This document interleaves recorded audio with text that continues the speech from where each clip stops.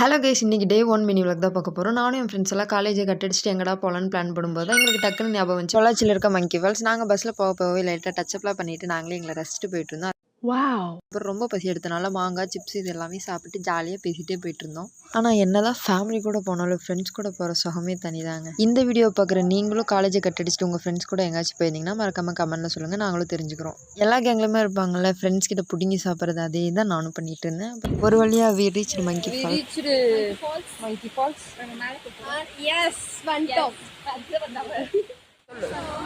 போவோமா? வந்தாச்சு. எப்ப போவோமா?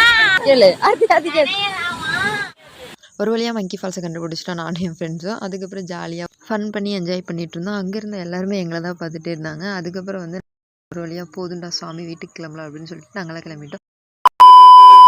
சின்ன சேனலுக்கு எதாக இருந்தாலும் அது கொஞ்சம் ஆதரவு கொடுங்க. உங்கள் பொண்ணான